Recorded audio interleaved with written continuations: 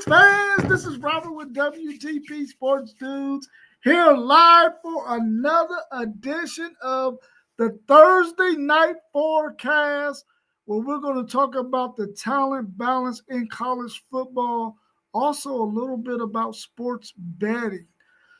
Man, I'm glad to be here this evening. We got our man FanDuel Zaya of the FanDuel Zaya podcast. How you feeling this evening, FanDuel?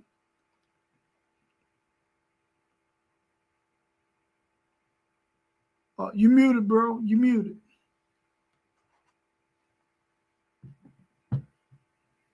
All right, well, we're gonna come back to him. We also got our man Post Game of the Post Game podcast, Post Game 86. How you feeling, bro?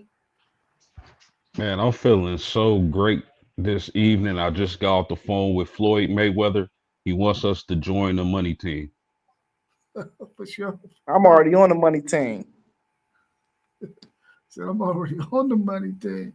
We also got our man Sean B with us this evening. What's your shirt say, Sean B? It says, I love Texas beer. Oh, man, you my guy. Where you at? I'm in Columbus, Polaris. Oh yeah, you my guy. In fact, we got some ice cold Shiner box flowing right now. I'll feel you on that. Hey, they know I love beer. Hey, the wife done take off to Texas for her grandmother's funeral. I got to stay here to watch my granddaughter. So I figure when she go home to her daddy, it's time for some cold adult beverages to come flowing out. We got football on the TV behind me. That's the first game of the parlay that I got going this week. I got a 16-team parlay running this week. I got an 18. I got a 16, pays out 1,600. I got an 18 that pay out 4,000. I'm on it. We need to get together and see who we got. I went straight college football. That's all me. That's all I do. College football. Pro, I don't play. Oh, you got the Army East Carolina game. Right. Oh, okay. I got East Carolina. That's why it's on in the background right now. All right, Yeah, all right.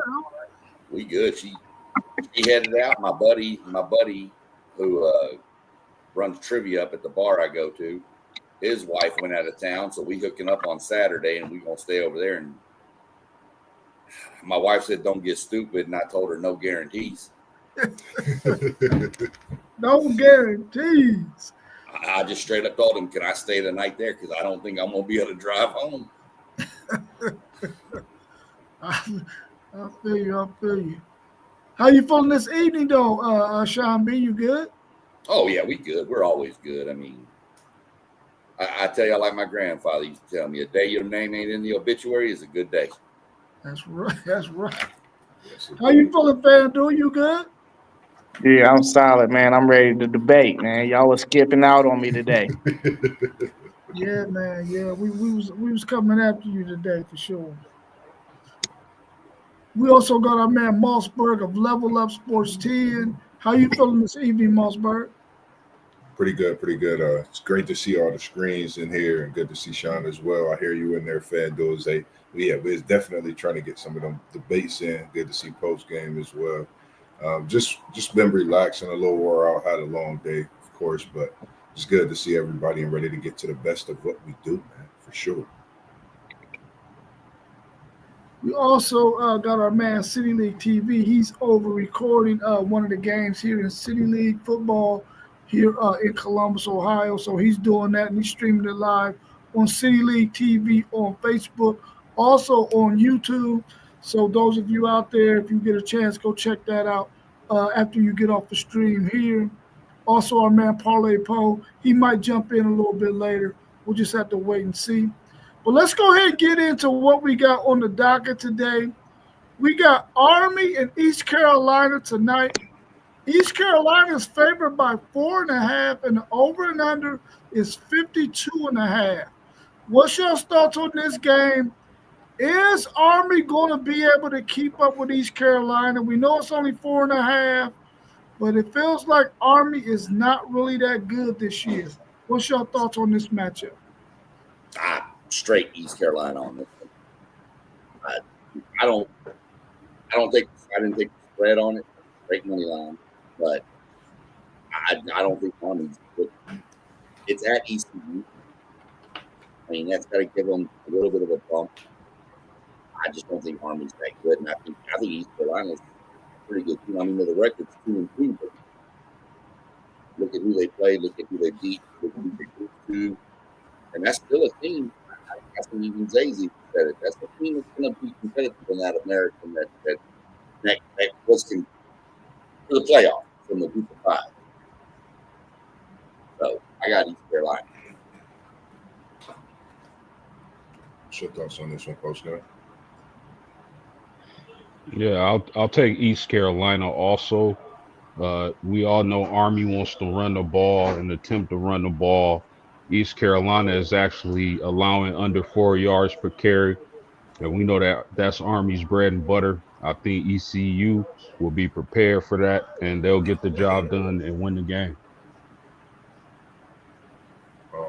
For me, just knowing how East Carolina is, Army, I think they both going to want to run the ball. I think the team with the most rushing yards win the game. I'm going to go with East Carolina with them being at home to at least win by a touchdown. I'm currently, watching the game as well. But I was going to go with East Carolina. I mean, Army can definitely give them a fight. I'm not going to say Army's not going to put up a fight, especially with the running game, but I have East Carolina winning this as well.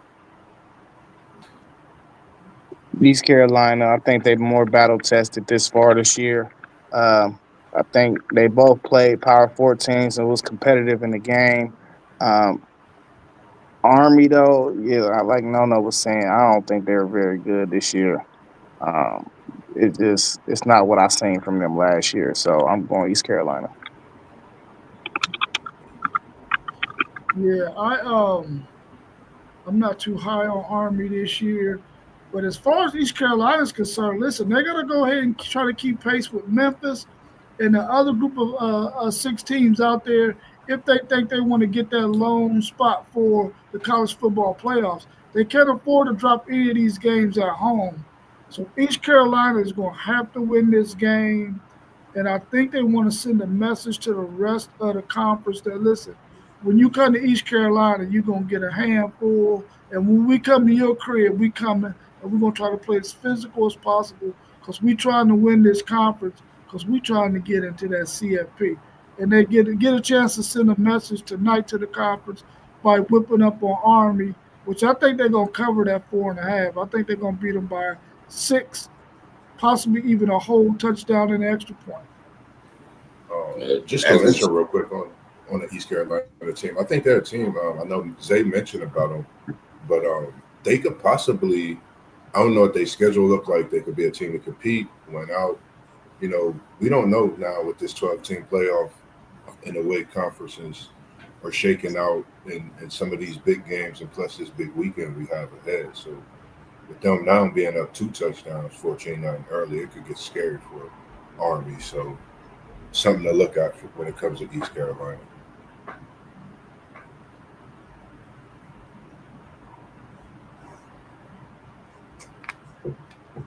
Anything else on that game? All right. What's your thoughts on tonight's NFL game between Seattle, who was favored by 1.5, even though it's in Arizona, and the over and under is 43.5. What's your thoughts on the Seattle team with Sam Darnold at the helm? And what's your thoughts on this Cardinals team who hasn't really been getting the ball to Maserati Marv at the clip in which we think they should? Is Kyler Murray the issue? What's your thoughts on this matchup?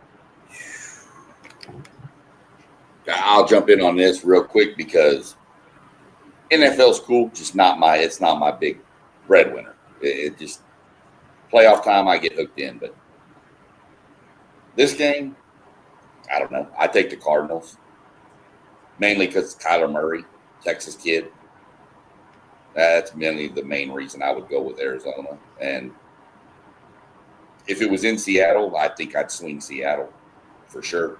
I think that's hard to play in Seattle, but it's in Arizona. I think Kyler Murray makes a play with his legs at the end of the game. And That's just what I feel about it. Man, it's something you call it Maserati, Marvin. We've been sticking to that, but for today, I'm gonna call him Mitsubishi Marv until he Ooh. proves me otherwise. I think Whoa! Let's not get disrespectful. I'm not gonna get Let's not get disrespectful. disrespectful. Come on, Calm bro. down and let me I mean, say at what least I'm gonna make him a say. Mazda, not a Mitsubishi. Yeah, Come you on, definitely man. just got What I'm- disrespectful.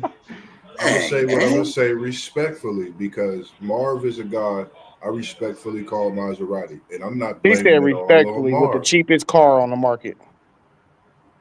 As I'm saying, it's been a lot of talk about targets, these things, but I feel like personally, Kyler Murray is not the quarterback to get the Maserati in that next gear.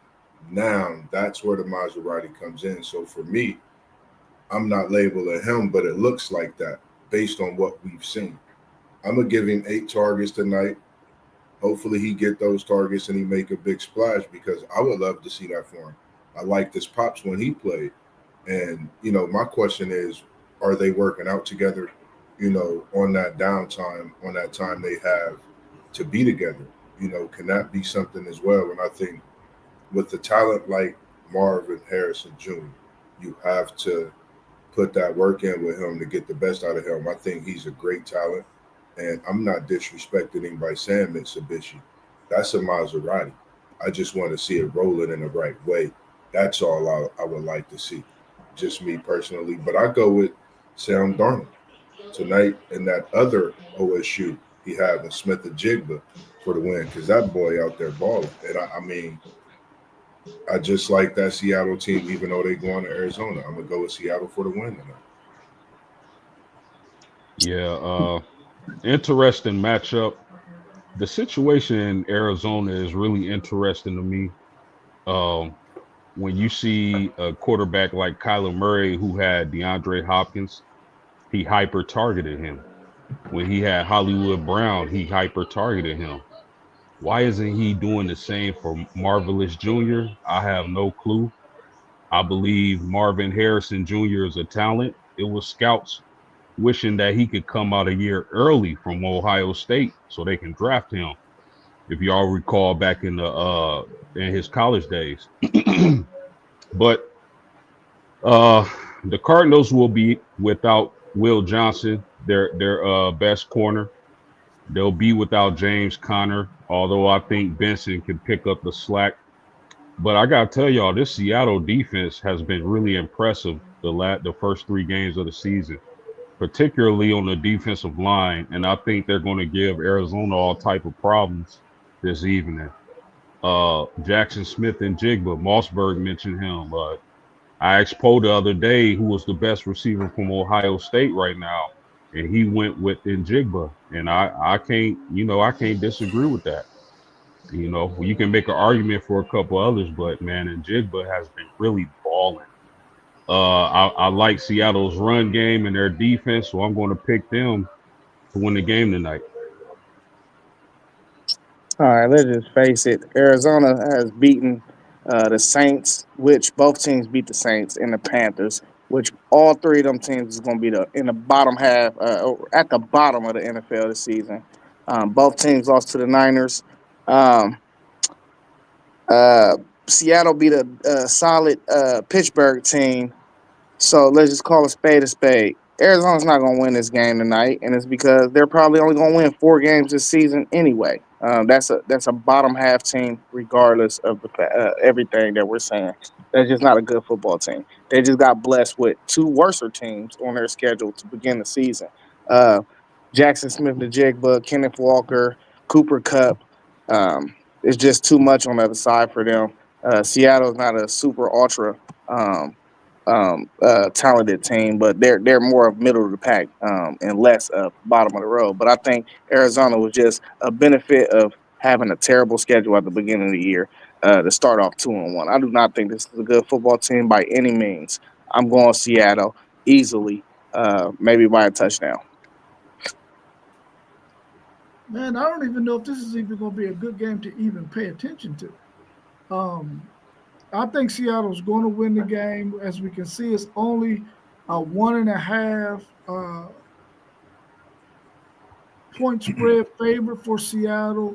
So I don't even think the game is going to be interesting, man. But I think Seattle will win. But I wouldn't waste any time watching it, even though I might turn it on just to see if Maserati Marv has gotten any targets, since that's what we've been talking about in our chat for the last 10, 15 minutes. Man, we've been going crazy. Tomorrow we're going to get two pretty decent college football games. The first matchup is number 8 Florida State, who's favored by 6.5 points at Virginia. I thought maybe the spread would be a little bit higher the way Florida State's been playing, but my man FanDuel Zaya is saying that Virginia is not a cakewalk. And the over and under 60.5. What's your thoughts on this game? Yeah, I think Florida State is going to cover that spread, but I think it's going to be a close game for real. 60.5 is crazy though. I don't think Florida State's defense is going to give up that many points to where it's going to be both teams getting over 60. Because in that case, then Florida State is going to have to blow them out. But this, like I said, this Virginia team is very decent. Like, this is not how it's been in the years past where you see a Vandy or Virginia on the schedule and you just automatically pull your money out of your pocket and you gamble on them. You better think twice because they can play some good football now. That defense, it's a little shaky in that secondary. But I do like their run defense up against Florida State's running offense, and I think that's Florida State's strength on offense. What are you doing that for? That's why I think Florida State will cover, but I do not think it's going to be a blowout because I think they'll make plays, and I think that home field advantage should do them justice as well. You know, playing. What time is this game? 7. Yeah, it's a night game too. All college football games get tougher if you play them at night. So playing at night on a Friday night, I'm not too familiar with Virginia football, but for what I think, this city is probably going to be shut down for this game because if they can knock off this number 8 Florida State team, I expect them to rush the field. I don't think they will do it, but I think they'll be in the game in the fourth quarter to where they'll feel like they got a chance. And I'm going money line straight up. This is on my ticket too, Sean. This is straight money line Florida State because I'm real iffy about the 6.5. I think it could go either way. Honestly, they might sneak out with a field goal win. They're on mine as well. Straight money line. Florida State should win the game. 6.5. I don't know. Virginia, like they said, Virginia, they're not a bad team. And it's one of those teams that they sneak up and bite somebody once, just to ruin your season. Is this a trap game for Florida State? I got Miami next. Florida State looking ahead. I mean, this is the perfect trap game on the road, Friday at night against a decent opponent. I'm not going to say a necessarily high quality opponent, but a decent opponent. Looking ahead, Miami coming up. I think Florida State wins, but they could cover, but they could also win by a last-second field goal.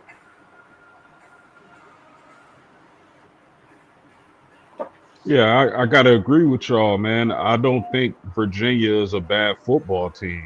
And I believe in Florida State, though. I believe in the talent. I really like what I've seen from Castellanos. That coaching staff has just really revamped that team.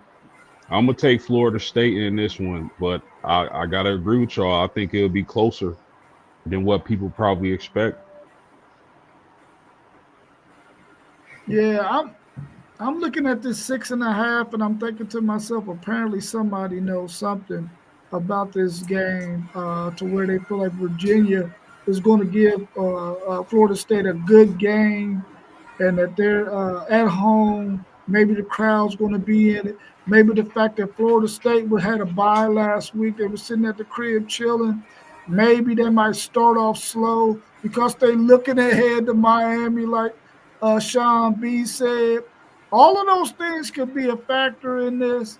Maybe they're not taking Virginia seriously, and they might come out and start slow. Give Virginia a lot of confidence in that first half to where they can make it interesting throughout the third quarter. And Florida State end up winning, scoring a last second or late touchdown, something like that. But I'm gonna pick Florida State to win it and cover that 6.5. But man, listening to y'all, I'm thinking I should pick Virginia in the points. But I'm gonna go Florida State in the points. Nah, it's my bad. I just had to hear that music one time, man.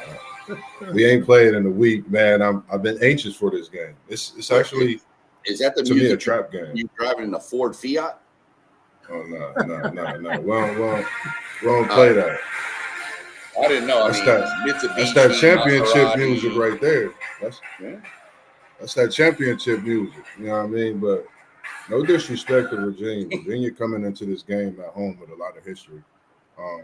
It's been a couple times where they bounced us. You know, we've been undefeated, went into Virginia, and we lost a couple times. It's been 2005 and way back in 1995. We played with Warwick Dunn. That was a questionable game I can remember watching to the nitty gritty. I actually cried about that game.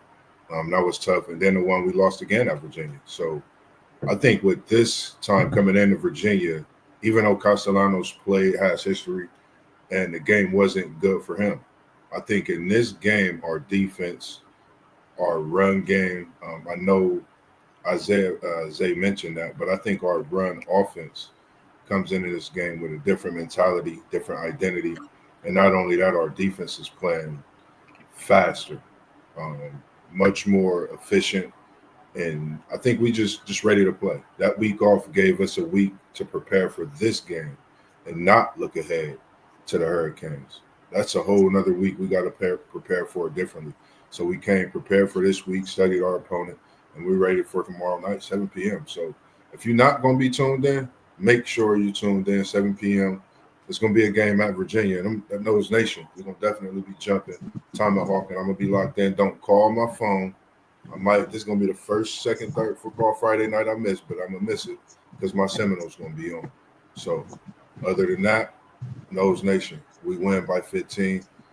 That 60 is tough. That's just because of the games we played with the 66 and 70, but I'm going to at least give us 40 and a plus 10. Hey, Moss, let me be very clear. If I lose my ticket this week because of Florida State, I'll actually be happy because you need some humbling. I know I need some humbling, but I'm going to tell you this. It's not going down in Virginia. I'll deal with it for one more week if it pays out. So I'll deal with it. We'll hope Miami humbles them next week. This is a serious question, though. This is a serious question about Florida State because you're more in the know. Your arm hurt? Nah, you know what that is. You know it never stopped. It can go on all night, the whole string. Look, if I can't give you grief, I don't need to be here. Serious question, though. I mean, 2 years ago, Florida State, the whole playoff thing when the quarterback got hurt, right? That was 2 years ago, right? Yeah. Last year, I mean, Kentucky might beat y'all. But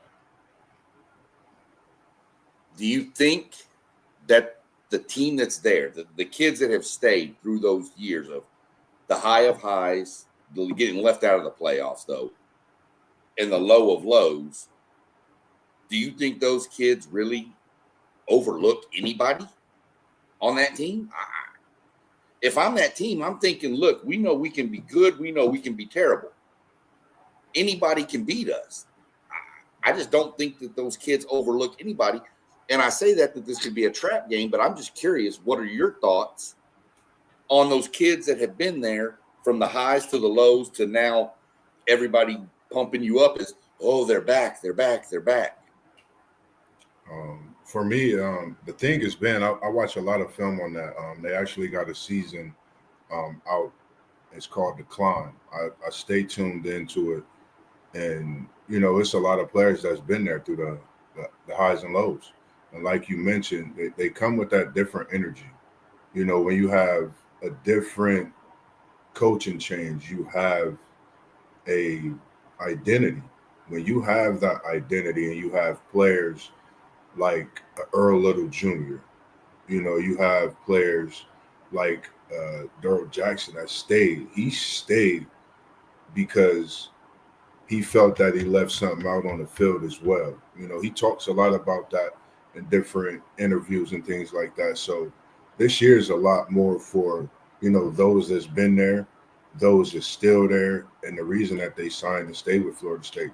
A lot of these seniors owe it to these incoming freshmen, sophomores that are still there, players that's redshirted. So it's a lot that's going on in Florida State that this season, led by a lot of seniors. Tommy Castellanos coming back, you know, Gus Malzahn, you know, being a part of his influence and his growth, you know, and where he was and where he is now.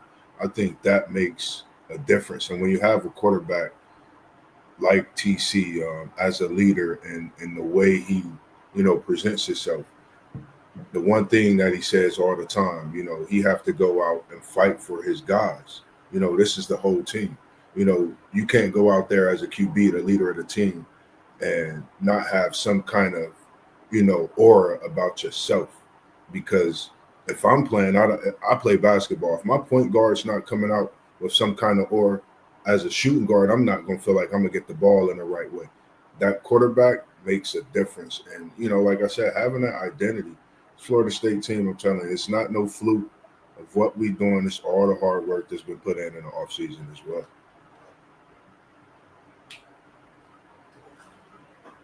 All right. The other game we got on Friday night is another good one. I think it's going to be a good matchup. We got number 24 TCU traveling to Arizona State to face Arizona. And Arizona's favored by 3.5. Even though they're not ranked, they're at home and they're favored over TCU, which I think is a pretty decent Big 12 team. The over and under is 54.5. What's y'all's thoughts on this game right here? Can TCU get this win and stay relevant in the Big 12 race?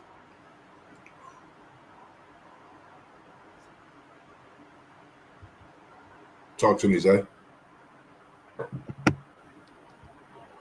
Yeah, I'm going TCU in this game. Arizona State don't seem like they got the same juice from last year, and I think SMU is actually a solid football team, and I've seen TCU just do whatever they wanted to do. And the biggest concern I got with Arizona, um, really, is both sides of the ball. Man, it just don't look right. But that defense, I thought that defense was going to be way better than what it was. Like, I get you lost Cam Scatterboo on the offensive end, but the defense returned 9 starters. I don't get why they playing so bad. You returned down there every major guy that you needed off that team on the defensive side of the ball. So I know Josh Hoover can sling that rock though, man. They're gonna have a tough time stopping him. And I don't think that what's the receiver that played for Arizona State? If y'all can help me out. That's oh my goodness. The one that was got hurt last year. Give me a second. Yeah. Give me a second. Jordan Tyson. Jordan Yes. Tyson. Tyson. Jordan Tyson. For some reason, him and Levitt, they don't look like they on the same page thus far this year. So that's been hurting. And they tried to replace Scatterboo with the running back from Army, and it ain't been working out. I think moving out of the system and doing what they did with him, it just not working out. So man, I think they're gonna have a long day. I think TCU easily covers the spread. I think they're gonna win by 2 touchdowns. It's not gonna be like crazy easy. Like I don't think it's gonna get out of hand in the game. I think the game will be close, but it's gonna be handily. Do you have this one on your sheet? Nah, I ain't got this game on my thing on my parlay. I do. I've got TCU winning outright. Crazy thing about the spreads too. Remember, when you're looking at spreads, home team's always pretty much given 3 points. It's just general. It's kind of the average. So this is kind of a pick 'em if you want to look at it that way. TCU should just beat Arizona. I don't have Eric. I don't know. I think Zay and I mentioned it. I think it was mentioned, they lost that running back just like Boise State lost Ashton Jeanty, and Boise State, you see what they are. I think it's the same with Arizona State. I just don't think they have an offensive dynamic right now. I don't think they have an offensive identity. And I think TCU is only a couple years removed from getting blown out in the national championship game. But they got there. There's a lot of teams that would have liked to got blown out in the national championship game. And I just think TCU's got something, and Zay's right. SMU is not a bad team. That was a playoff team last year. SMU's good. And they pretty well handled them. I think you're looking TCU, and I'd probably tell you TCU wins this game by 14-17. Yeah, fellas, I'm gonna take TCU in this game. I think Josh Hoover has been solid this season. I remember us doing the stream when the initial AP polls came out, or the coaching poll. I forget which one came out first, but I recall Arizona State being ranked like 16th, 15th, and I'm telling Rob, I'm like, man, I don't believe Arizona State is that type of team this year without Scatterboo. I just don't think Arizona State is in contention in the Big 12. I like TCU in this game. Me and Sean was talking about this game. We was texting back and forth about this game earlier, and I actually, had Arizona State winning a Big 12. But watching TCU throughout the season, Hoover is a quarterback I think that needs to get some more recognition, man. He's definitely a great quarterback that's coming to in the Big 12. But, I want to see what Tyson going to do for Arizona State for me, and the choice I made in picking them to win the Big 12, because they got a crazy stretch of games coming with Utah, Houston, I think, Texas Tech. I mean, they got a crazy stretch. I think 5-6 games. So I'm going with Arizona State with my gut on this. With them being at home, and I picked them to win the Big 12. I think if TCU get this win, though, this could catapult TCU into something special. Them Texas teams is definitely been on watch this season, and I think Texas is one of the hottest states in college football right now when it comes to teams winning. So we definitely got to respect the state of Texas and the football that they putting out there for us to see and watch, even through all the transfer portals and things like that. But I'm going to go Arizona State definitely in this one. I see you with the respect of that Texas as well, man. So definitely producing some great talents out there, man, and what we see in the Saturdays every week. But I'm going to take it to the desert. I'm going to go at Levitt, Tyson, Brown. Show me what you're working with tomorrow night. Fox, 9 p.m. Get down. I'll tell you point blank. I looked at TCU's schedule coming up. TCU dodges Texas Tech this year. Yeah. They sure do. They got Iowa State, which, okay, and they got BYU still, but they dodged Texas Tech. Yeah. So that's big. And Joe's right. We were talking, and we were talking. He asked me straight up, do you think Texas is the main state in college football? So, well, it's hard to argue against it when you got 4 of the schools ranked in the top 25. But you talk about the kid from TCU, Hoover, not getting really much notice. And I told you earlier, the big 3 schools in Texas, if they're good, nobody else will get a spotlight on them. The TCUs, SMUs, U of H's won't get it. If Texas A&M, and Texas Tech are good, nobody cares about the others. And it's not fair. Those kids work just as hard, but it's the way Texas works. The big 3 run the state. Yeah, man, them Texas schools is a lot of mid though, bruh. It's a lot of mid. It's a lot of mid, bruh. I'd expect that from you. Hey, listen, I'm going Florida right now with Miami and Florida State. You're in a state where you got one major college that you can get any. We ain't talking about my state. I ain't gonna be putting my state in. It's us and nobody else. I get that, but I'm saying it's a lot of mid in Texas, dog. It's a lot of mid. You're right. Recent history, I can't argue with you, but all it takes is one game to change that narrative. I'm talking about this year alone. It's a lot of mid. This year alone. We'll Texas see. Texas Tech is the best team in that state right now. No, you're out of your mind. You're out of your mind. No, Texas or Texas A&M would beat the hell out of Texas Tech. They will beat the hell out of Texas Tech, man. Y'all better look at Texas Tech, man. They got an SEC defensive line, man, and an offensive line. Y'all better relax. Hey, y'all might see them. Y'all might see them in the playoff. They might just do it. Good. Just because. I hope we do. I hope they do it. I hope it. You and I gonna sit together and watch that game. Man, you do not want to watch a game next to me, bro. I'm telling you, you're gonna go home. You're gonna go home mad.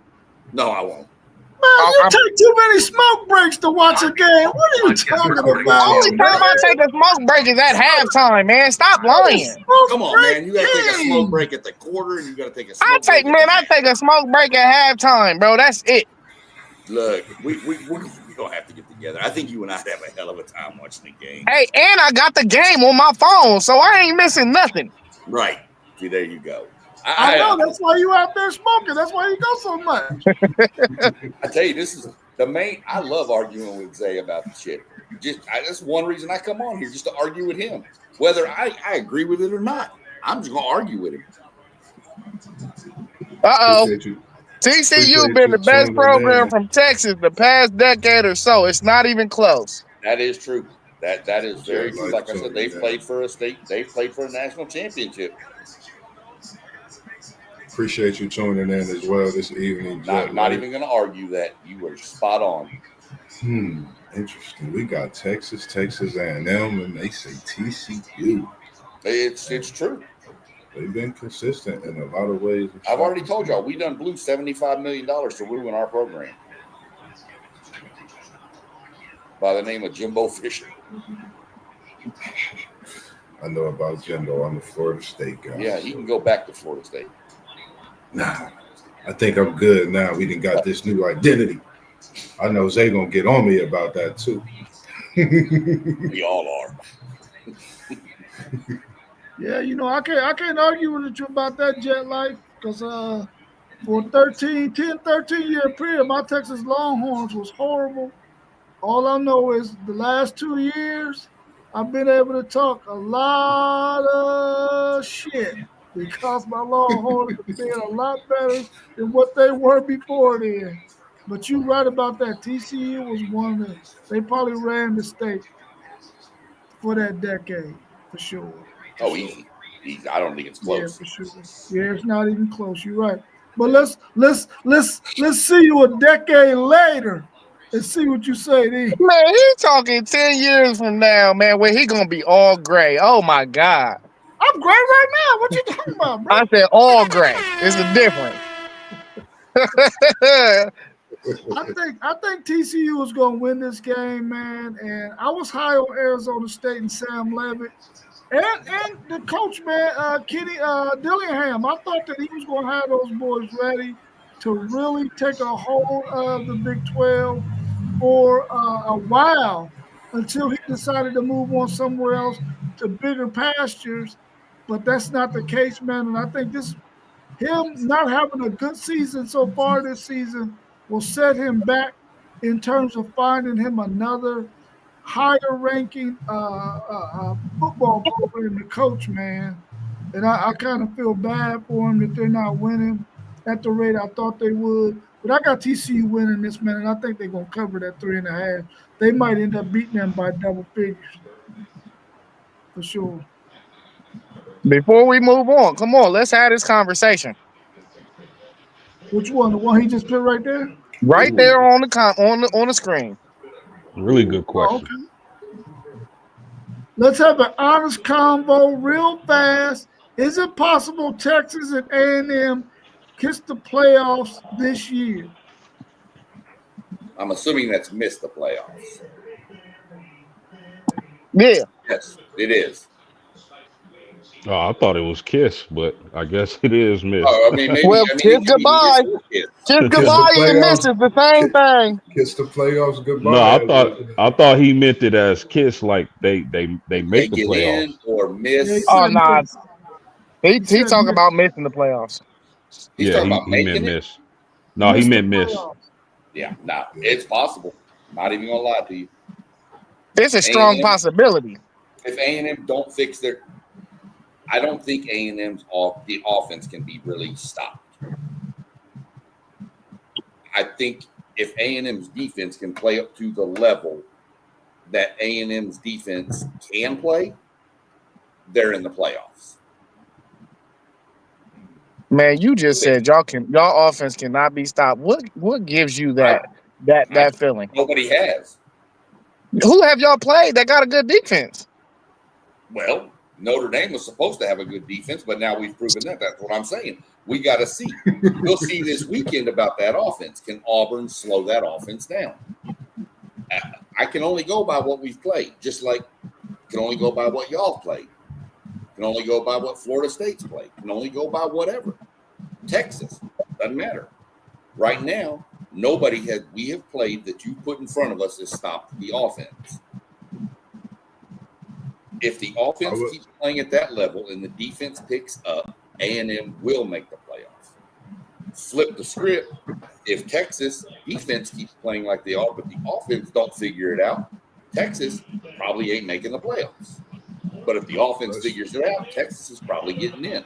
And that game at the end of November between Texas and Texas A&M will probably be the deciding factor. The way it should. Looking at this, I was about to say, looking at the schedule, you got the big one with Auburn this weekend, Mississippi State, Florida, Arkansas, LSU, Missouri. I mean, I think a lot of SEC teams, I think when it comes to this SEC, we're going to get into November and not really know some of the answers even to these questions because it's an onslaught. Then you got the John Mateer injury with Oklahoma. I think this SEC is in a position now with, as much as Texas is standing out with A&M, Texas, TCU, you got Houston. I don't want to forget nobody. And so on, other teams, but the SEC specifically, it's like this slew of games is going to be crazy. And it's a good thing to look at and think about because we don't know, a lot going to lean on the quarterbacks for these teams. Are they going to be able to stay healthy? Can they be consistent with just a manageable game? Can they manage the games week by week to start, then progress into being that great quarterback coming out to get their team to that playoff? I think that's something for me, I want to look at because quarterbacks are getting better as the season goes. They're not starting this excellent quarterback. They're progressing, and I think that's going to determine a lot with both of these teams as well as the SEC. Well, fellas, these next 3 to 4 weeks are going to be very telling in college football, and I'm really excited for that SEC battle, man. I don't know who's going to win the SEC right now, but I agree with Sean. If A&M can keep that offense on fire and that defense, which, Elko should be able to get them at least decent, and then same thing with Rob, man. Steve Sarkisian should be able to figure out things on offense because that Texas defense is crazy. So the SEC is going to be really exciting, man. Two Texas A&M and Texas making the playoffs, man. I wouldn't be surprised if they did. I wouldn't be surprised if they didn't. But that SEC is crazy, man.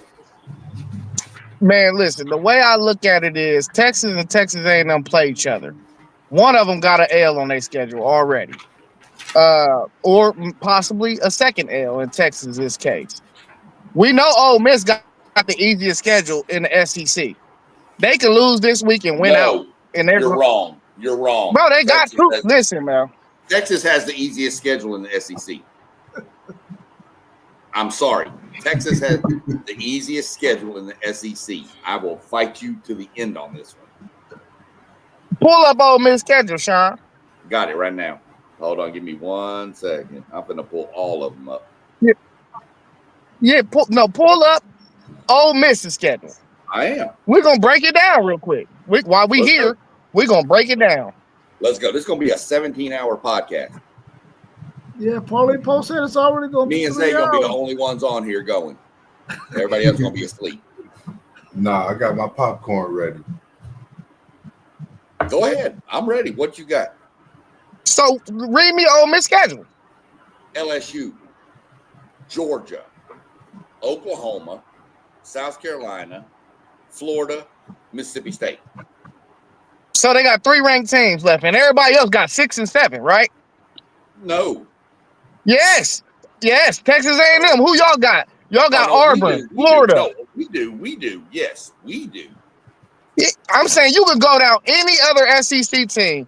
Ole Miss got the least amount of ranked games left out of everybody. So that means they got the easiest schedule. No, it doesn't. What does it mean then? 'Cause you can't take the rankings in anything. Anybody that knows anything, rankings are just rankings. They don't really. Man, any other day, you SEC guys take them rankings to heart. Do not tell me I'm when not. we breaking down the schedule, this is the No. day we're not taking it to heart. Can I ask you one favor? Can you delete the Paul Feinbaum show from your channel? Because that's apparently where you get your SEC knowledge. Man, I watched that show one time in 6 months. I watched that show one time in 6 months. That's probably the one time that just skewed me completely. Because I am one. I do not. No, believe it. I just wanted to hear what he was gonna say after he was telling everybody that Texas was gonna blow Ohio State out. That's the only reason why I watched it. I agree. I'll wait for the apology. And I put money. I tell you this point blank, I put money on Ohio State on that game because I knew. Hey, listen, Let me when get it comes to your Aggies, hold on. Let me get Texas. Okay, so Texas got Florida. Then they got Oklahoma without Mateer. So even though Oklahoma's ranked, will they be at the end of the year? Then they play. Oh, good Lord. We're gonna skip the next game. That's that team below Ohio. And then they play Mississippi State, who's not ranked. Then they play Vanderbilt. Then they get Georgia. Then they get Arkansas, and then they get A&M. Now, y'all. so that's not a harder stretch than man. Come on, man. You just said they got 2 rivalry games out of their last 4 plus Georgia. That's harder than anything that Ole Miss got on their schedule already because they got 2 rivals. LSU. No, Arkansas is their rival. Arkansas is Arkansas ain't. That's their rival, bro. It's a rivalry game. You cannot go into a rivalry game and just write off the rival. You cannot do that. Where are they? Both those rivalry games are where? It don't matter. They still got 2 of them. They got 3 rivals on their schedule still. It don't matter. Oklahoma. Texas. Okay, They got Oklahoma, Arkansas, and Texas A&M. That is 3 rivalry games. Right. Okay, I get Exactly. And they got Georgia. And they got Vandy. That schedule is way harder to deal with than what you just read for me for Ole Miss. And y'all still got 5 top 25 defenses on y'all schedule. We got killer defenses coming up. Our schedule is not a joke. I'm not even. So you just proved my point. No, I did not. I think Ole Miss's schedule is harder than what Texas has left. Hey, you need to slow down on the drinking tonight. You're not facing John Mateer in Oklahoma.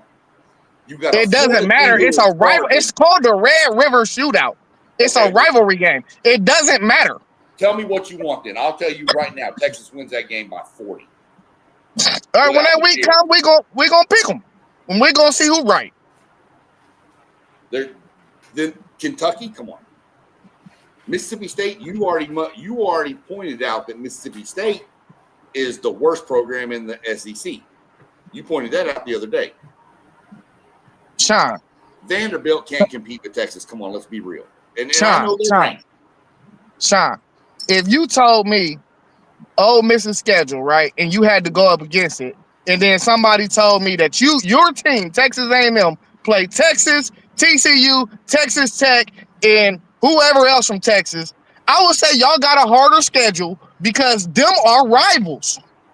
Them games can go any way.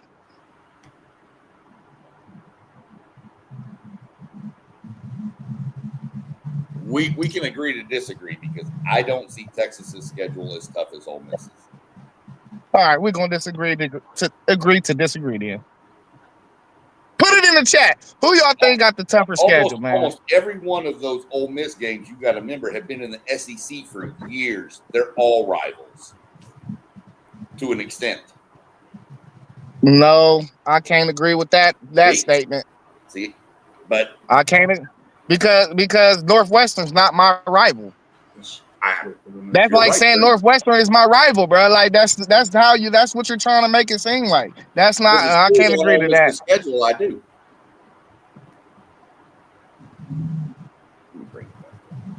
I think that there's a chance that Texas and Texas A&M can make the playoffs. Homer.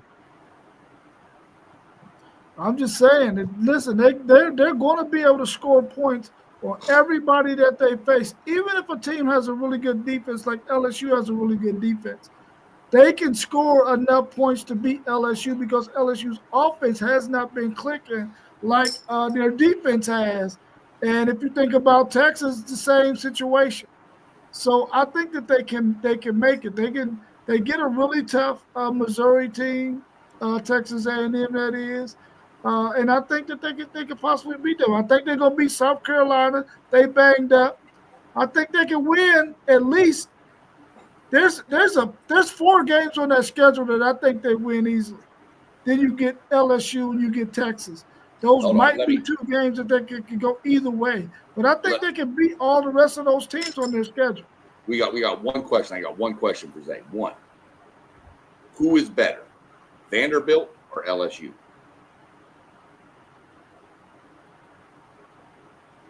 On LSU. I'm asking Zay. Zay, who's better? Y'all can all chime in too, but Zay, who's better? Vanderbilt or LSU? Oh, my bad. I was on mute. I said LSU. Okay. That's the only game that's different between Texas and Ole Miss's schedule, by the way. No, it's not. Ole Miss got LSU, Texas got Vanderbilt. Ole Miss got Oklahoma, Georgia, Florida, and Mississippi State. They all play the same 4 except for LSU and Vanderbilt. Ole Miss got LSU, Texas got Vanderbilt. Now, you tell me.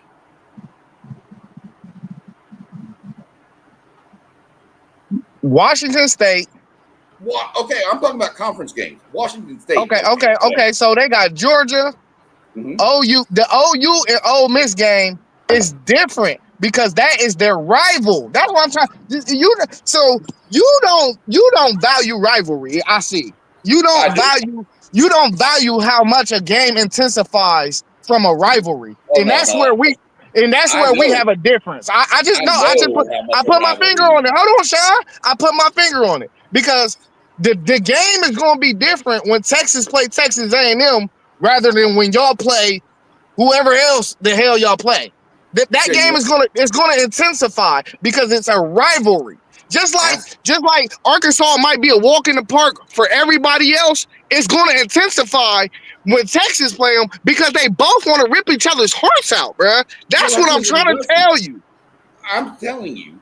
I'm basing it. No, can't even say their name. He can't even say their name without almost throwing up. Who? You get what I'm saying? What'd you say? He can't even say OU and Arkansas without almost throwing up. He can't do it. Well, I can't say TU. We don't call it UT. And that's what I'm saying. You're looking at OU. You're looking at OU. You said who's got the tougher schedule. On paper, right now, you want to talk rivalries, we can. On paper, if you take faceless opponents and I put this schedule and this schedule, you are going to tell me Ole Miss's schedule is harder than Texas. I promise. But you can't do that, bro. You cannot do that. You can't do that. You can't do that because listen, Oklahoma isn't going to be a rivalry this year. Yes, they hate each other, but they don't have a damn quarterback in Oklahoma. Okay, and let's move I can forward, play man. quarterback. We gonna go all night arguing about this. That's what I'm saying. That's what I mean. We need to get together. We gonna go all night arguing about this one, y'all. You and I need to Oh sit my down and God. have some beers and just talk. Let's go. Hey, I'm good. we I'll go, buy the damn beers. Let's go. and we can argue all night about this. I'm telling you, Shy. I'll argue with a wall about this. I don't care. Let's go. Look, I'll go to the store right now. Come up here. I'll give you my address. We start drinking right now. Let's go. Hey man, don't invite him because he will come. He gonna come. That's fine. Come on. I got a couch, 75-inch TV. Let's roll. Let's tackle this next question, man. We just talked about spreads in the games today and tomorrow. Ohio State opened at minus 13.5 on the ESPN Bet Sportsbook. Now it's minus 7.5 on the ESPN Bet Sportsbook. Is Ohio State being disrespected? I gotta say, yeah, Zay. Respectfully, man, y'all the national champs. I think a lot of this is dealing with a lot of talk lately, man. They've been talking about just the road test, the quarterback being mobile. There's been a lot of skepticism about that, needing to throw the deep ball. But I think, I mean, 13.5, I at least say they could have took it to 11.5. When you take it down to 7.5, you saying Ohio State don't even have a chance really to put in no work against this Washington team. I'm not saying Washington's not a good team. You know, it's going to be an environment being on the road. They're going to do whatever they can to rattle this freshman QB. So I think it's a little disrespectful. I think they're trying to see the best of your boys, eh? I mean, you can't do that. I felt the same way when I seen my spread at Virginia, but knowing the history, I had to respect it. So, I mean, I don't know. It's kind of crazy to me. I don't think there's any disrespect at all. We talk about the Big Ten. We know how tough the Big Ten is. This is a away game for Ohio State on the West Coast against the explosive Washington team. Do I think Washington is better than Ohio State? Absolutely not. But if you're going to tell me that the Big Ten is an elite conference, which it is, and they have elite teams, then why is the spread so offensive? I don't think it's offensive. I just think they're preparing everybody for a great matchup. I think your spread started high. And then I think people, you know, obviously bettors drive the line. 13.5 on the road, the first real road test for Ohio State and that quarterback. I think people are like, I don't have faith in the 13.5. I think a lot of money came in on Washington to drop that line. Traveling to the West Coast, I mean, that's an 11 o'clock kickoff for the bodies of Ohio State, right? We've been there since earlier today. That ain't no excuse. Did they leave that up? See, I don't know y'all's travel schedule, so I didn't know. But that would be one thing I would look at. Like if Ohio State flew out tomorrow, that could have a biological clock thing. But if they flew out today, it shouldn't be a problem. I just didn't know their travel arrangements. I think that's the deal. I don't think it's disrespect. I think it's just people jumping in at 13.5 thinking, oh man, we can cover 13.5 trying to get some quick money. I really think that's what it is. Hey, real quick, even though they got there early, that's still another time zone, fellas. Still another time zone. Yeah. But if I'm not mistaken, and maybe Zay can chime in on this, last year when they went to Oregon, Ryan Day kept their bodies on Eastern time. Like, even though dinner was, at 6 o'clock here, it's 3 o'clock in the afternoon. He kept their bodies on that. No, you're in bed at 10 o'clock, which is 7 o'clock there. And Zay might be able to speak more into that, but if I'm not mistaken, that's what I heard last year he did. Yeah, I don't know how that type of stuff, man. I don't really. The only different time zone I've been to Well, I don't even know if I've been to a different time zone. Honestly, I like to stay around these parts of the area, the neck of the woods. You know what I'm saying? But I know that they doing everything they got to do. You know what I mean? Because that's how Ryan Day is. He's a forward thinker. So I don't know. I feel like going down there today is going to do the most help that it can possibly do. So I don't know. But they got scientists and they got billions of dollars and they got people studying this and what do we need to do? You know, Ryan Day leaned on some guy with 17 different degrees in mathematics and sleep deprivation. And he said, leave today. And he said, okay, we're leaving. That's how that I goes. wonder if the weather is going to have an effect on this game, and is that why it came down? Because it rains a lot in Washington State.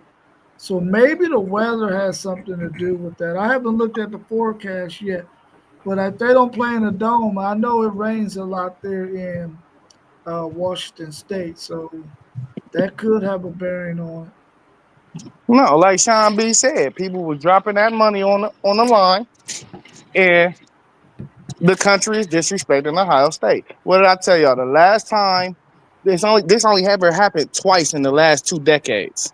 It's never happened to an SEC team. The last time was Florida State in 2014, and the time before that was 2012 with that Notre Dame team that was ranked real low, and they just kept winning. Postgame could speak about that team. They played Alabama in the championship and got smashed. And that's the year that we should have won it all.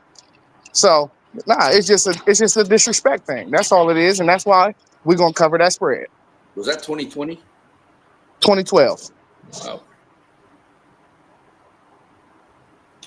I'm trying to see if I could get the weather. I'm looking at it. I just think that's really, like, you know, for me, I think it's just going to be something to see. You know, for me, I want to see what the freshman quarterback, of course, Julian, going to do with his first road test. I think that's what everybody's locked in to see, really.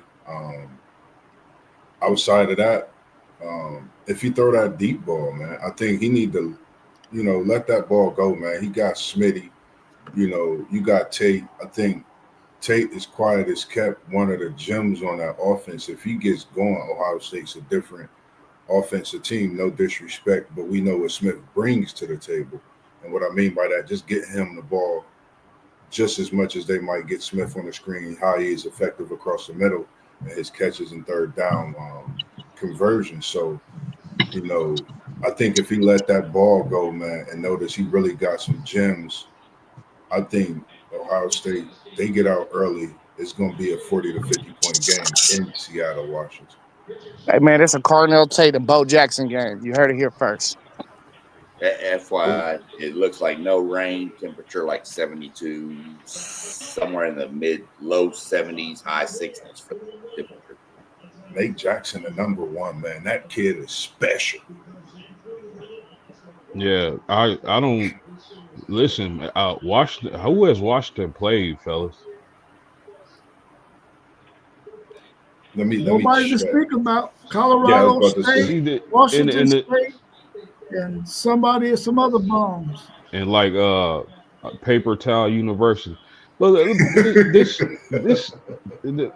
I'm kind of worried about Washington this game, man, because they got some key injuries on defense, man. They got some linebackers. Their top cover corner is questionable, and that's a bad formula playing against Ohio State. I mean, just seeing how Matt Patricia has been in his bag calling the defense this year, I don't know, man. I don't think it's disrespectful, the line, especially from what Sean just put on us.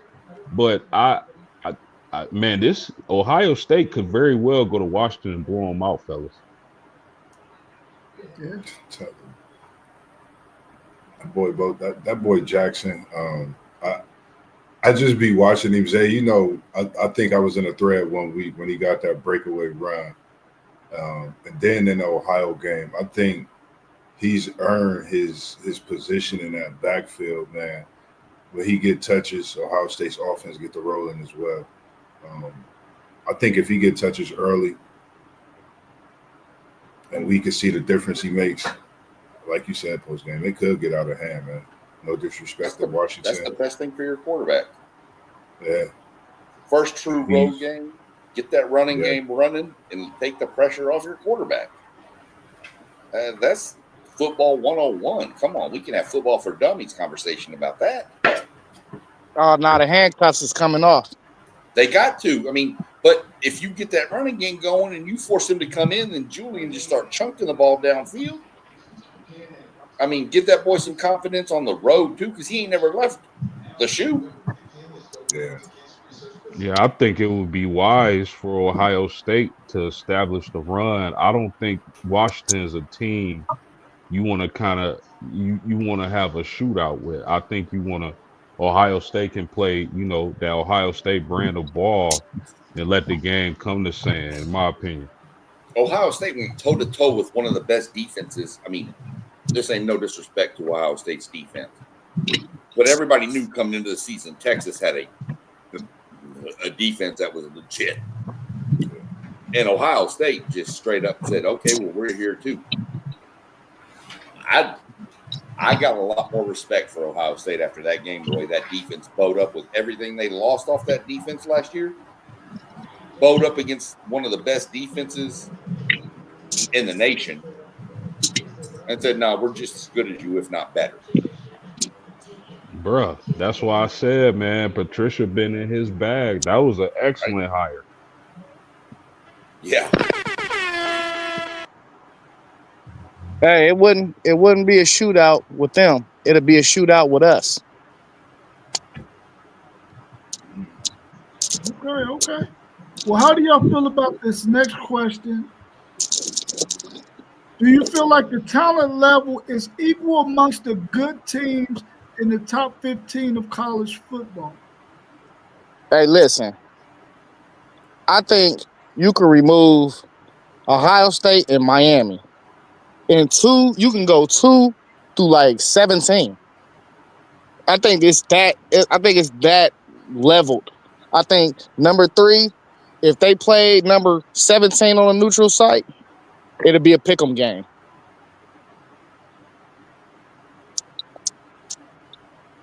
I like your point, Zay. I think that's even a match to your rankings. How you speak on throw the rankings out the window the first 4 weeks. I mean, I think we've been seeing that just the last few years.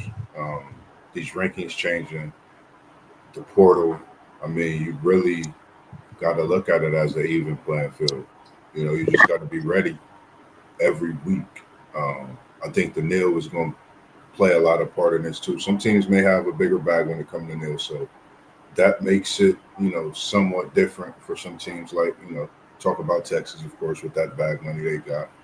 But you think about Ohio State, when it comes to money as well. So having money separates you in ways, but until they get out there and get on that field and perform, that's where it's going to be, what you decide on.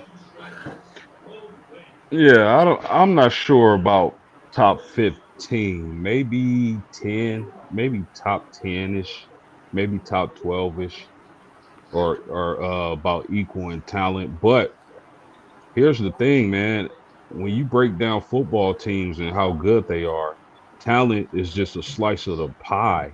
There's other things that go into a team.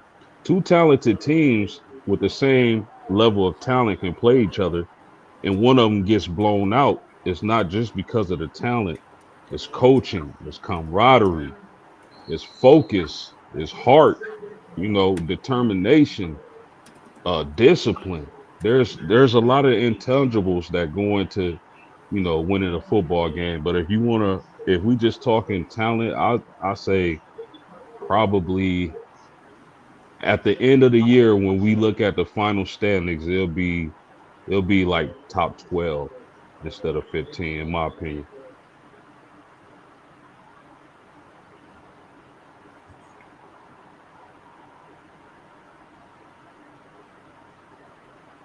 Anybody else got anything to add to that?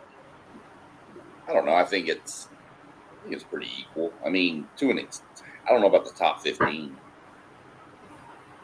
Because if you look at the top 15, I think Iowa State is 14 right now. I don't think Iowa State has the level of talent of an Ohio State or a Penn State or anybody else in the top 10. I don't think they have that level of talent. Coaching, hard grit, whatever. But I think when you get into, you want to compare talent to talent, you probably take the top 10. And then even then, you could probably break it down into the top 5 is even more talented than the top 6 through 10. I just think the transfer portal has evened everything out a lot more than what it used to be. I mean, it used to be the blue buds, they just get richer. Bama. Number one recruiting. Then all of a sudden, NIL comes in, transfer portal. Now all of a sudden, you're getting more teams. A couple of years ago, TCU. If you stay with the old system, TCU doesn't sniff the national championship game.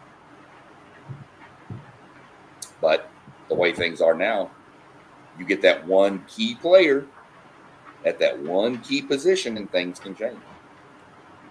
So to me, top 10 is probably pretty equal. But outside the top 10, I think it is a little bit of a drop off.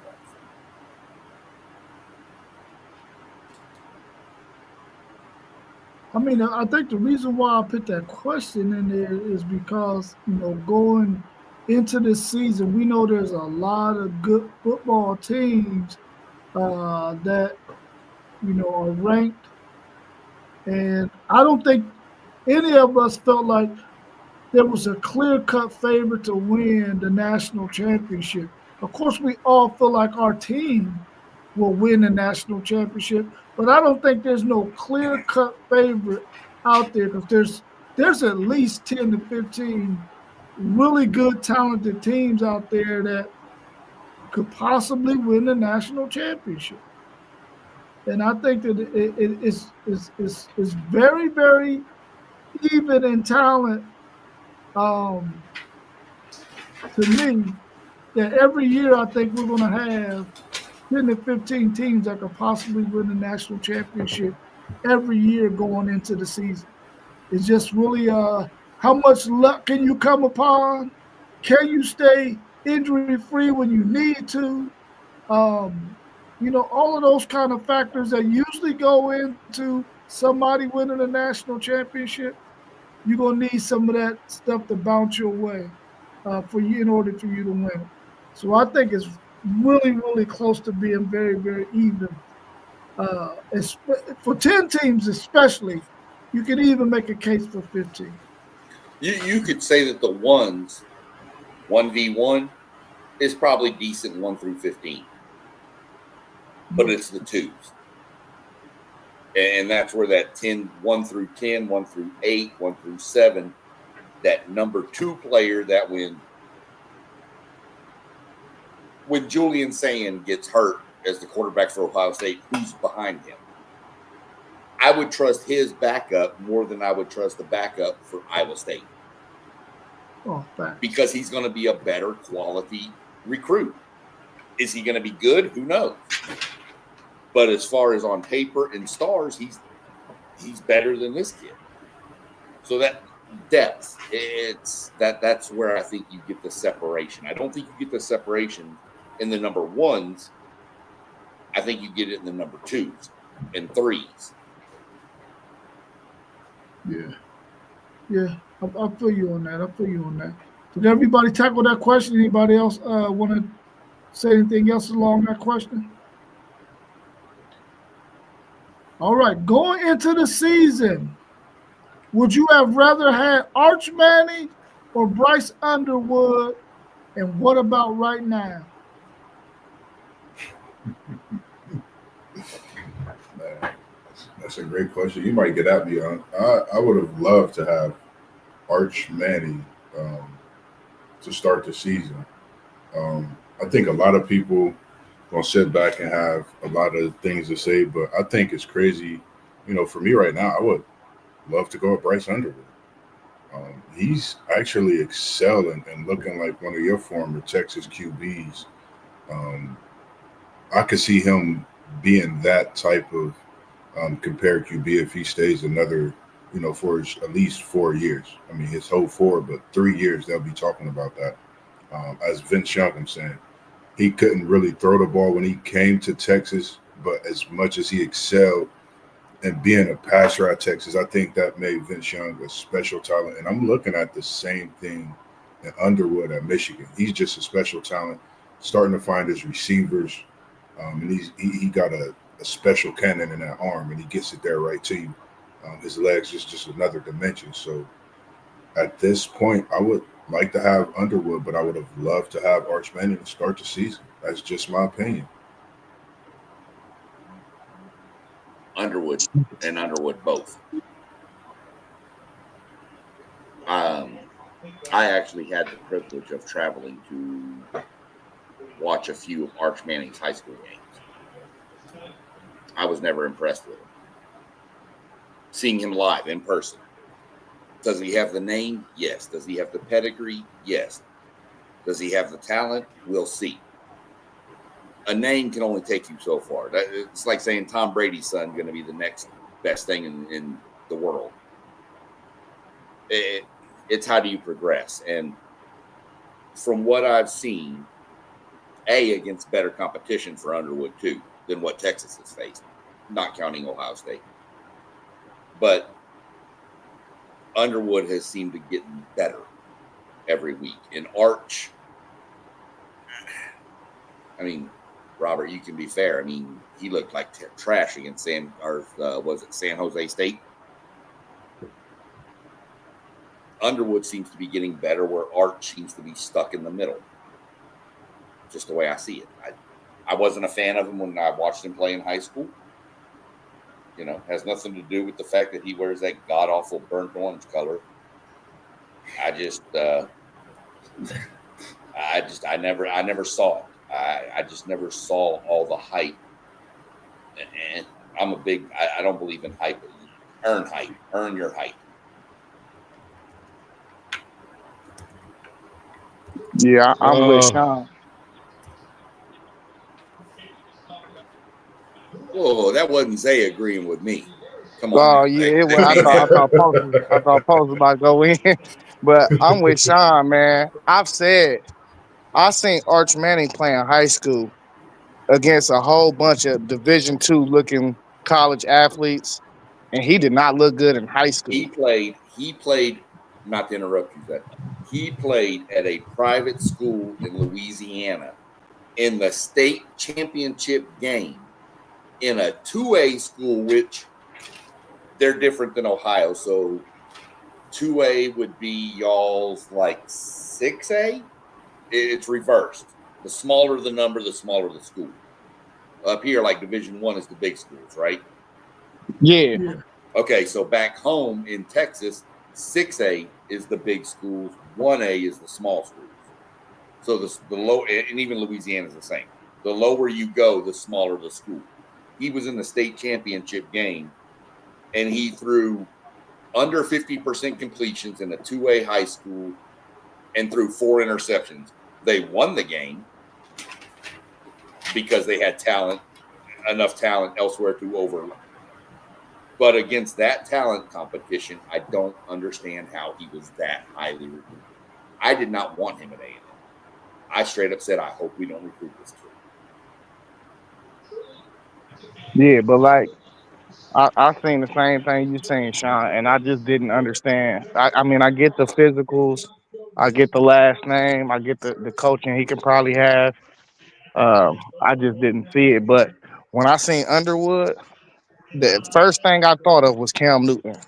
It looked different, it just looks different. So I would have took him before and after, just like you. Like he just looks. He's more of a generational type of dude to me, and they throw that around with Arch than Arch is. So I would choose Underwood all day.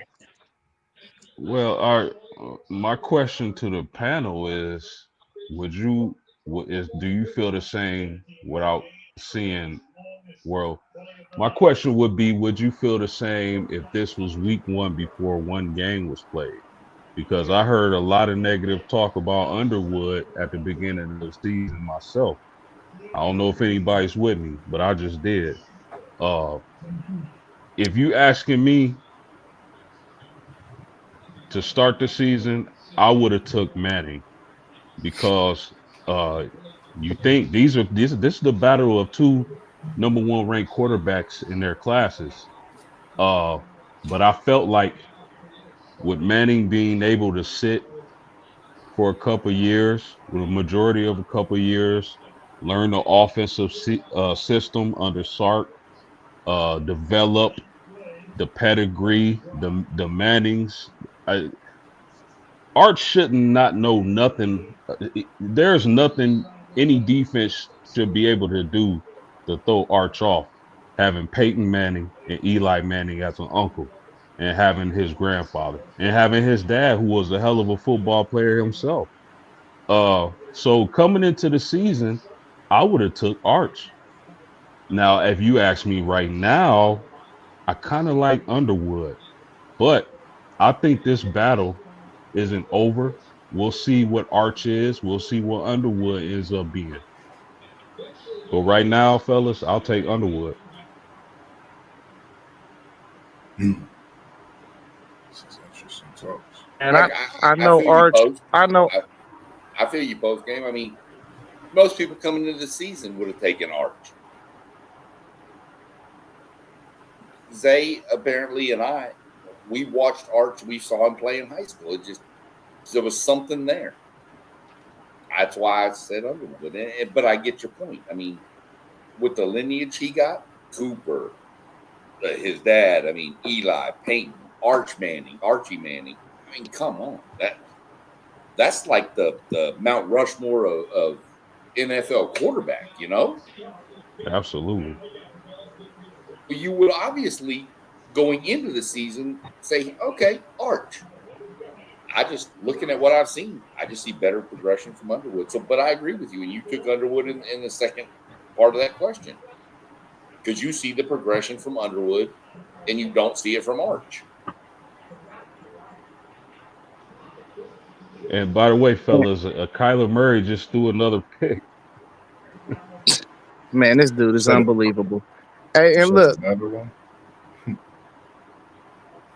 and I still think Arch is going to be a good quarterback. Don't get it twisted.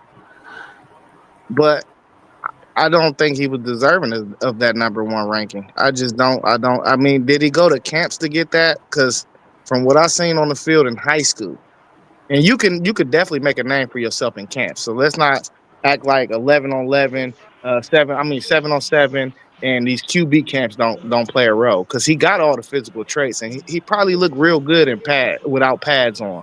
Yeah, we just gotta say because real quick, say we got a saying back home at the school I used to coach with. Everybody can look good coming off the bus. Oh yeah. that's a fact. Bro, sometimes the scariest looking teams coming off the bus were the easier victories. Yeah. Mossberg, did you tackle that question already? Yeah, I was just gonna say, just to add to it, it's good that we talking about these two because I'm add Zay's boy in there because I think at some point that's gonna be a comparison to add in there as well. Saying with this weekend looming first road test, I think they're gonna start to talk about him if he come away with a big win, and especially if it's on the side of a lopsided win for OSU. I think they're going to start to slide him into the talk, and we're talking about three of the top quarterbacks coming out the last 3 years, respectively. But here's your difference. Ohio State ain't pushing Julian saying this is the guy, this is the guy, this is the guy. Texas did that with Arch. Michigan did that with Underwood. That's the difference. Is Ohio State is saying this is the quarterback, the best one we feel that can lead our offense. They're not pushing him to get the national recognition, where the other schools are. I don't think Texas did that though. I think that's just the national media because of the name. And I agree with that. I don't think it was University of Texas. I think it was your buddy Paul Feinbaum, and Bro, that's your guy, bro. No, that's your boy. You call him all the time. I hear you. I just think it's good that he. That show every day from Columbus, Ohio, and I bet it's you. Oh my God! They're changing the name, but Texas, you're right. The Texas didn't do that. The national media did. Sports Center, Curb Street, all of them. Oh, Arch Manning. Oh, don't forget Robert. Don't forget Robert. Yeah, well. No, I wasn't. You didn't grow up in Texas. You don't know how the people that wear that color. Man, listen, man. Oh my God! Before that Texas Ohio State game, do not make me send the shorts to the chat. Please do, because I'd love to see that. But I was not saying that he was should be getting the kind of hype that he was getting. I wasn't saying that. No, but you said he was very, very good. Oh, listen, dude, listen, bro, listen. And bro. you was no. And I'm sorry, I'm cutting you off. And you mentioned those games that he started last year against nobodies specifically. All right, now listen to what I'm about to say. Y'all talked about him being in high school and him not looking it. He played in 2.5 games last year where he came in when Quinn got hurt, and the 2 games that he started. He was able to make all those throws. He comes into this season and he missed a lot of throws. Timing was off and all of that kind of stuff. So it was only a situation where it wasn't that he didn't have an arm talent or that he didn't know how to read defenses. The guy's timing was off. His timing still got to get all the way there. But you automatically know that if this guy get his timing right, he can make those throws. Because we've seen him do it. No, that's not what we were saying. And listen. No, that's what I'm saying. Okay. And let me tell you what I said. I said he played against nobody. He threw 2 interceptions against Mississippi State, and he looked it bad. That's what I said to you, and you said I went against Mississippi State where he threw the 2 interceptions. And you know what we finally noticed with more body of work this year? The mechanics ain't it. He throws too many throws with just his arm. And listen, you can look at that, and let me tell you how you can tell his mechanics is not it. Because balls, they fly on him. You see a lot of balls going into the dirt. And when that left leg is forward, it's stiff. He not throwing with his hips. He's throwing with his arm. His mechanics ain't there, bruh.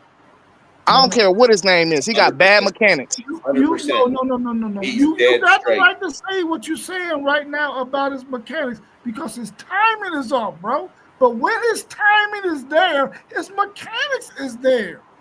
And you got to see that in the games he played last year. And those 2 interceptions that you mentioned, one, the wide receiver went straight through his hands and the guy got it. The other one was a bad throw because he shouldn't even throw that ball. The dude was in triple coverage. He shouldn't have threw that ball. And this is another moment. But you've seen him make hella throws, bro. That are very, very accurate whenever he set his feet and he got his timing right. There's a main point right there, though, Robert. When he sets his feet. Watch 95% of his dropbacks. He don't set his feet. He drops back. He loads his front leg instead of loading back to the back leg. He loads his front leg, which takes all your power out. It's nothing but arm strength. He tries to be Patrick Mahomes. Not saying, but he does the sidearm stuff. I'm telling you, I saw Patrick Mahomes in high school. I covered him. I wrote an article about him. Patrick Mahomes was 11-1 his junior year in 2A high school, same level as Arch. The next year, Patrick Mahomes in 2A football in Texas, where the schools have less than 150 kids in the school, went 1-9. Didn't even make the playoffs because he couldn't figure out, he lost all of his receivers. But Patrick Mahomes is probably the best quarterback in the NFL right now. Right? Yeah. No, But never. he was garbage his senior year in high school because he lost his talent. Arch went through spring training. Arch went through all this with these receivers. Where is the timing? The timing is on the quarterback at that point. He didn't have DeAndre Moore or Ryan Wingo during the springtime. Ringo was Okay. out during I'll the give you spring, that. and I'll give you DeAndre that. Moore. And they But- both were out during the time in the fall too. I'm telling But I you want right you to now. watch his tape. I want you to watch his tape, and I want you to tell me how many percentages of his missed throws does he load his front leg versus I his agree back with you leg? 1,000%. I agree with you 1,000% on that. But what I'm saying to you is he's starting to get his timing, and all of that is going to be fixed. And you're going to see him make the throws that you've seen him be able to make. Let's take the throw he made, for instance, the touchdown against Ohio State. That was a hell of a throw. Right. The pass to Endries on the sideline in between the corner and the safety, or the linebacker and the safety, whoever was covering him. That was a hell of a throw. The one he threw the last game to DeAndre Moore, that was a hell of a throw. This guy can throw the football, man. Now let me at counter. the beginning of the season, I would have took Arch. Right now, I would probably want to have Underwood, because I know I got 3 years with this guy and I got a chance to win a national. But if I'm trying to win today, right now, I'm going with a guy that got more experience. Let me make this quick point, fellas. I sent something in the chat the other day that caught my eye. It was really interesting. But if you look at Arch's stats through his first 6 games, they are really comparable to not only Eli Manning's but Peyton Manning's. And we've seen what kind of career those two quarterbacks end up Different. having. But Hey, and I looked up both of their stats. Can I make my point? Oh my God! Jesus Christ, man! People be I'm pissed. gonna let you. Listen, That's my bad. listen. It's okay. I just want to make my point, and y'all can have it. The jury is. We still got a lot of football left. It's only been 3 games. I'm disappointed that Arch didn't start off faster, because I felt like he had ample time to learn the offense, get comfortable, whatever you want to say. But I think we have plenty football left, and I know they got a bye this week, correct, Rob? Yes. Texas got a bye, so they got time to work on things. I don't think this debate is over. We'll see. But right now, again, I'll take Underwood. I like the way I like the fact that you mentioned that point, because I was, as we discussing this, taking down the stats, and it's crazy that, you know, as well as WTP, when you mentioned taking him as far as to get to that championship, that is a well stated point. I would definitely pick him. You know, I'm high on Arch. Just the development, and like you said, having those extra few years for Underwood. One thing I looked at as well, being on the road. If you think about it, I think we're going to be able to compare this throughout the season and just be able to look at it. Both road games, if you think about, Texas didn't run the ball to start, whereas Michigan did try to establish that run. And we've seen different mechanics in Underwood where I think he might have grown up faster, quicker in that game just because of that. Whereas it took maybe that next game for Texas to run that ball a little more for Arch to gain that as well. So I think it's just something great to look at with the years that Underwood have left, you know, as well as what Arch has been able to come up and be at this stage, even at this point in the year, even after that first game. I mean, you play a first game in a shoe, you're going to grow up fast. So I think both of them are growing up, but I think just at this point, you would take Underwood just on the assets moving forward and longevity. But when it comes to, like you said, championship, I'm going to go with my boy Arch, because like I say, that run that he made over the weekend, even though it was against a lesser team, he's starting to get his wheels together as well and starting to get a swagger. And when he starts jumping on the sideline, he gets different height. Coming up. Here's where I'll go post game about that. What I was going to tell you. I get your stats with Eli and Peyton and Arch. Peyton's stats were terrible about this time, but back then they didn't throw the ball like they do now. Yeah, they were running Yeah. option, weren't they? Or was that high school? They- No, that was high school. My bad. High school, he ran the option. Yeah, But Tennessee still wasn't this wide open spread offense that no college football was back then. Back then, it was still 3 yards in a cloud of dust and throw it when you had to. So I take Peyton out of that. Eli got in a little bit later where Ole Miss started throwing the ball a lot more. My main concern with Arch, he didn't look good against Ohio State. Granted, first start on the road at the shoot, that's hard. He didn't look good against much lesser competition either, though, until last weekend. And now you're fixing to get the SEC defenses rolling in. Florida is a terrible team right now, offensively, but their defense is good. This is where, if you're struggling to read defenses against Sam Houston State and San Jose State, you don't think these SEC D coordinators are going to scheme up some stuff to confuse the hell out of you? true. This is where my concern is. Where is Arch's progression? And we'll see. I mean, again, the fun thing is we can debate, we can talk, we can call each other whatever we want to do, we can have fun, but until you strap up that chin strap, put your hand in the dirt, and we find out the score on Sunday morning, it don't matter. Yeah. FanDuel, man, stop playing. Come back up here, man. All I asked was that you let me make my point, man. I don't cut nobody off. And I feel bad. I did cut you off, and I felt bad, and I apologize, and I cut out. No, you good, man. You good. It's all good. The FanDuel, stop playing, man. I get heated like crazy. We start talking. Well, we can talk football every night. We can talk some sort of I got high school games streaming behind me now. I mean, Yeah, I think he at work too. I ain't for sure. who He me? at work. Hell, no. FanDuel. Oh, I was going to say, no, I'm the boss, brother. I'm off by 4:00 every day. Yes, sir. Yeah, I think Arch still got some things that he got to work on, man. And Name me a quarterback that in don't. time, he'll get it. Yeah, you're right about that. Name a quarterback who doesn't. I think he'll get there.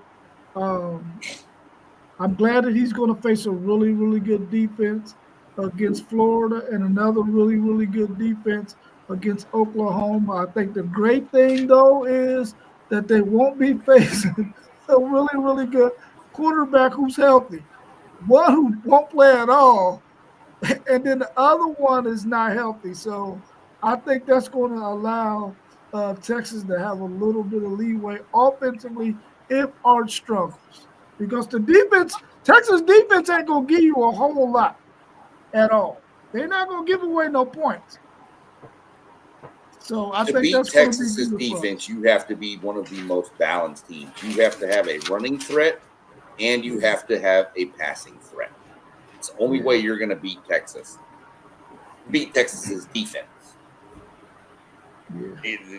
You either have to force them to play 8 in the box and play man-to-man and hope your receivers beat them, or you go spread and hope your running game up the middle takes off, because that Texas defense is nasty.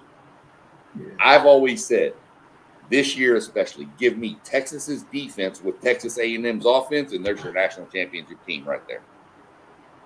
Yeah. If they can Bro, play that wouldn't be fair. My bad. Go ahead. Yeah, if Texas can play with a light box, It's over. it's over. But if you force Texas to stack the box and you have a good enough offensive line to hold up, you can beat Texas. I had this statement the other day. This is a question you can throw out there, Robert, for another podcast. What would happen if every state had to if kids could only stay in state to play college ball? Ooh. In my mind, Texas wins the national championship. A college in Texas wins the national championship for the next 15 years. Yeah.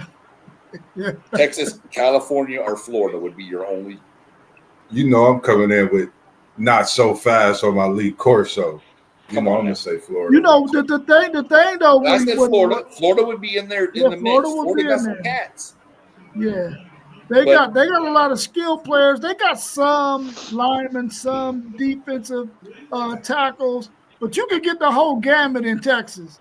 There you You go. get the whole gamut in Texas, man. That's why they were. I'll put it probably this way. being- This is how crazy it is in Texas. My son was the smallest offensive lineman on his high school team. My son was 6'3", 315. Wow. Smallest? It's a small. Yeah. Our left tackle was 6'8", 390. 390. Damn. They out there building machines, man. Man, I tell y'all Yeah. what. I tell y'all what. If we could only recruit in-state players, Notre Dame would go from Golden Dome to the Foam Dome. Right? For sure. Man. Touchdown Jesus would be touchdown Jesus. Let's tackle this last question so we can get out of here before we All reach right. the two-hour mark and we won't be able to process this video. What's your thoughts on the SEC already having their next 4-year conference schedule done already? FanDuel Zaya, he thinks it's being lazy. He doesn't like it. What do y'all think? I just think we need to just catch up to the SEC when it comes to this stuff. SEC has been on top of football for so many years. We can't negate or put nothing against them. SEC is what they are. We know football got to run through that SEC. You think about the SEC when it comes to basketball.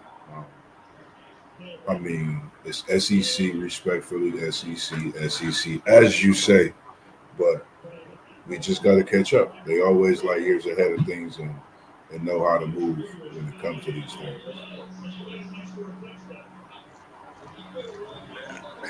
The opponents are released, of course, the schedule's not. I love the fact that SEC decided, you know what, 9 conference games, and you have to play one Power 4 team or Notre Dame as a non-conference. So that eliminates one of those San Jose State or Texas State games. I like the fact that every school, we've been in the SEC since 2012. We have never had Georgia come to Texas A&M yet. You're 13 years in. Yeah. In 2027, Georgia comes to Texas A&M for the first time ever. Every 4 years, you are going to play home and away versus every school in the SEC. After 4 years, they are going to renew the annual rivals that you have. Texas, Texas A&M, Texas OU will always stay. Mm-hmm. But they're going to look and say, is Texas A&M and Missouri really? Or should it be Texas A&M and Arkansas and Texas A&M and OU?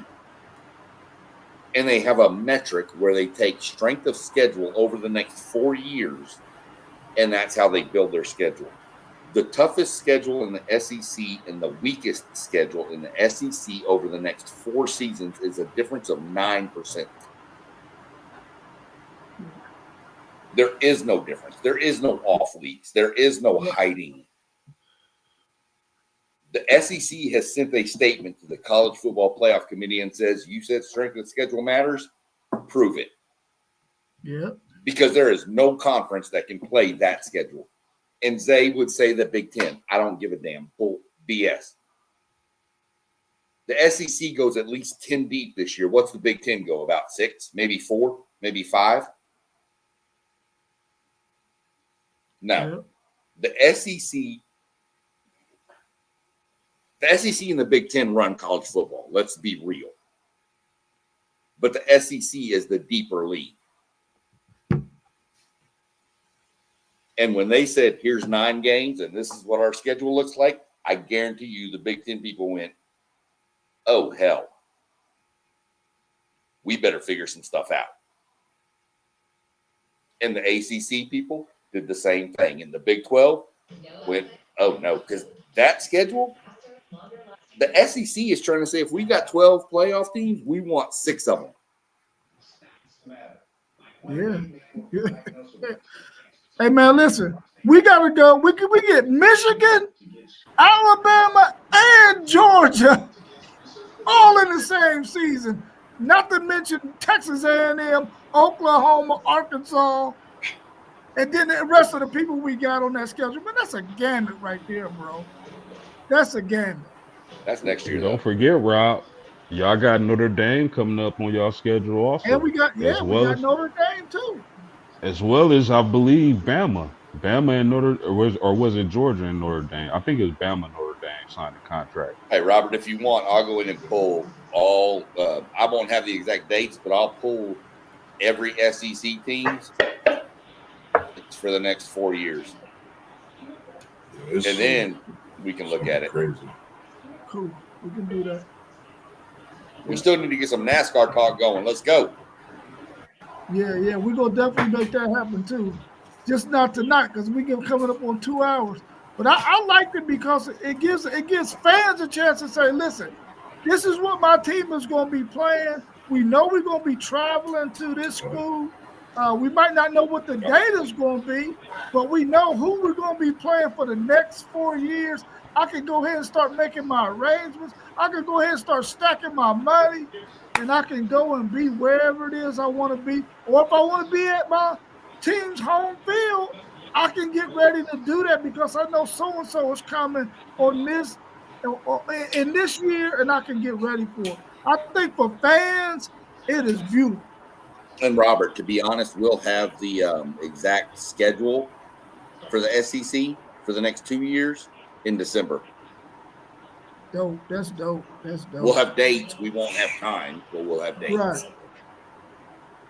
Yep. Yeah, the next 4 year in advance scheduling, I thought a lot of teams did that. I thought that's been going on for forever. They did for non-conference, but not for conference. I mean, Not the conference. well, I can speak as a Notre Dame fan. That's something Notre Dame normally does. I mean, at venues, finances, logistics, scheduling. This is, to me, if you ask me, there's nothing wrong with. I mean, it's a business. College football is a business. There's nothing wrong with scheduling years in advance. I mean, I just think that's responsible. Yeah. Facts. What's your take, Mossberg? No, I already went. I already spoke on what I was going to say. Good. All right, cool. All right, y'all. Well, we'll be back again bright and early, 8 a.m. Please tune in. Check us out. If you got anybody out there that you want to tune in to our show, let them know. We're going to be back at 8:30 in the morning. And we're going to have we're going to go through all of the games that we think are going to take place. Not all of them. The good games that are going to take place on Saturday. And we're going to get those. Are you doing 8:30 tomorrow? I mean, not 8:30 tomorrow. 8 o'clock on Saturday. On Saturday. Ooh, I'm like, okay, I'm my ass old. I got to go to bed now. Yeah, on Saturday. On Saturday. Hopefully, because I know we all going to probably stay up and watch this that 9 o'clock game. And we got to be back up early at 8 o'clock on that Saturday. So hopefully we'll see each other again at that time. We're trying to get something in that Friday evening slot. Hopefully we can put something together to get that done so we can have something every day of the week, 7 days of the week. So hopefully we can make that happen. We could Try to definitely enjoy the rest of y'all's evening, man. Yeah, I was about to say we could definitely put that in for a Friday. I know we in under 2 hours. Make sure y'all lock in, tune in to all the channels. You see I'm scrolling at the bottom. You see post game with the fingers going, scrolling at the bottom. You see Uncle on the top screen. We got Sean that's always been in the chat, and now it was great meeting him, and now to see him on the stream with us as well when he joined in his great talk and expertise as well. I'm going to change my name next week, by the way. gonna put it as Mr. Aggies. Nah, you Now good. I'm gonna be SEC Sean. SEC Sean. Yeah, that's dope. That's what we're gonna start like calling you, SEC Sean. SEC show. Yeah, give me a logo like up there and let's roll. And then All right. outside of 'Cause that, it just man, means just make more. sure y'all stay tuned in. And then we got City League TV coming. And make sure Saturday I might travel. I'm just going to let you know in the text. I might be able to get a stream of a low league football game Friday afternoon into the evening as well. I'm not for sure. Still in talks with that, so hopefully that can happen. But outside of that, man, we greatly appreciate everybody tuning in, as you always do throughout the week and the weekends with us as well. So, as we always do, I'm putting this together for the greatness. We hitting you with the peace signs. We getting up out of here for the evening. All right, y'all. Peace. Peace, brothers. All right.